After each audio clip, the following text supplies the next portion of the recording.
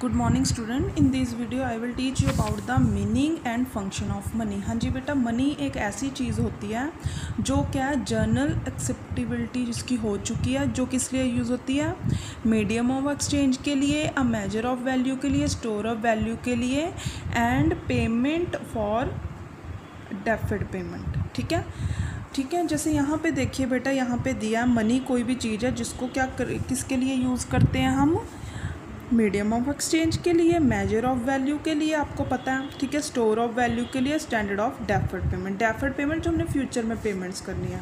हाँ जी बेटा, फिर इसके फंक्शन देखिए। प्राइमरी फंक्शन में आता है हमारा, एक तो मीडियम ऑफ एक्सचेंज आएगा, एक measure of value. Medium of exchange में आएगा हमने किसी भी चीज़ का एक्सचेंज करना, तो हम कैसे करते हैं, वो कैसे करते हैं, हम मनी में करते हैं। ठीक है, ट्रांजैक्शन हमने करनी है, जितनी भी करनी है सेल और परचेज़ की, वो किससे करते हैं, हम मनी से करते हैं। हाँ जी, फिर नेक्स्ट है हमारा मेजर ऑफ वैल्यू। हमने किसी भी कमोडिटी की वैल्यू मेजर करनी है, किसी सर्विस की वैल्यू मेजर करनी है, वो हम कैसे करते हैं, मनी से करते हैं।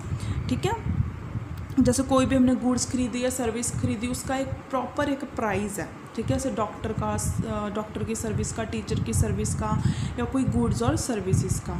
फिर है बेटा देखिए, यहाँ पे आते हैं हमारे सेकेंडरी फंक्शन में देखिए स्टोर ऑफ वैल्यू। आपको पता है मनी को हम जितने मर्जी टाइम के लिए स्टोर कर रख सकते हैं।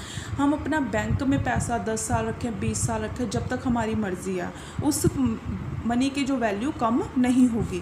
फिर स्टैंडर्ड ऑफ डेफर्ड पेमेंट, ये आपको पता ही है बेटा, जो आने वाले फ्यूचर टाइम में हमने लोन्स वगैरह लिए हैं, उसकी हमने पेमेंट्स करनी है, वो हम मनी से ही करते हैं। फिर ट्रांसफ़र ऑफ वैल्यू, ठीक है, जो भी वैल्यू हमने ट्रांसफ़र, मनी से क्या होता है, परचेजिंग पावर एक पर्सन से दूसरे पर्सन पे अपने आप ही क्या हो जाती है, ट्रांसफ़र हो जाती है। ठीक है, फिर है इसके आते हैं कॉन्टिंजेंट फंक्शन होते हैं बेसिस ऑफ क्रेडिट, जैसे चेक्स हो गए हमारे, हुंडीज़ हो गए, ठीक है, फिर ड्राफ्ट्स हो गए, वो बेसिस ऑफ क्रेडिट, जैसे ATM हो गया, ठीक है हमारा।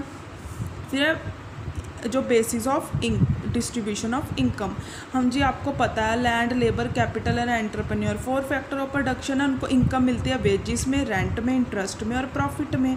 ठीक है, और इससे हमें क्या होता है, डिस्ट्रीब्यूशन ऑफ इनकम होती है। फिर देखिए इक्वलाइजेशन ऑफ मार्जिन यूटिलिटी। ठीक है, अब आपको पता है कंज्यूमर की डिफरेंट मार्जिन यूटिलिटी होती है ना, और ऐसी प्रोड्यूसर की भी मार्जिनल यूटिलिटी होती है, उसको इक्वलाइजेशन करना होता है तो भी मनी के ज़रिए ही किया जाता है। गारंटियर ऑफ सॉल्वेंसी, ठीक है, अब आपको पता है मनी के एक लिक्विड एसिड्स है। कोई भी एक फर्म जब क्या होती है, अपनी कमिटमेंट या अपनी ऑब्लिगेशन से काम नहीं करती है, ठीक है, सो उसकी क्रेडिटेबिलिटी पे सवाल उठाए जाते हैं। ठीक है, और जो फर्म में क्या होता है, सॉल्वेंसी का जो क्या होता है, डर बढ़ जाता है। ठीक है, सो इसलिए फर्म को क्या होता है, ठीक है, firm should have sufficient liquidity. ठीक है, इसलिए फर्म के पास एक सफिशेंट लिक्विडिटी होनी चाहिए एसेट्स के रूप में, ताकि वो अपना एक गारंटियर रख सके सॉल्वेंसी के लिए। ठीक है, फिर ठीक है, कोई भी रिसोर्सेज का हमने बेस्ट यूटिलाइजेशन करना है, जैसे हमने कोई लैंड है, बिल्डिंग है, और किसी भी फिक्स्ड एसेट्स का बेटर यूटिलाइजेशन करना है, तो वो कैसे होता है, मनी से होता है। फिर लिक्विडिटी, जो मनी है वो सबसे ज़्यादा मोस्ट लिक्विड एसेट्स है। ठीक है, मतलब हम कोई भी चीज़ है, जैसे हम अपने चेक्स वगैरह हो गए, ड्राफ्ट्स हो गए या बॉन्ड्स वगैरह, हम मनी में क्या कर सकते हैं, उसको चेंज कर सकते हैं, मतलब लिक्विड फॉर्म में जल्दी से ला सकते हैं। और मनी भी क्या होती है, किसी भी कन्वर्टेड हो जाती है किसी भी टाइप की एसेट्स में जल्दी ही। ठीक है, ये थे हमारे डेफिनेशन और फंक्शन ऑफ मनी।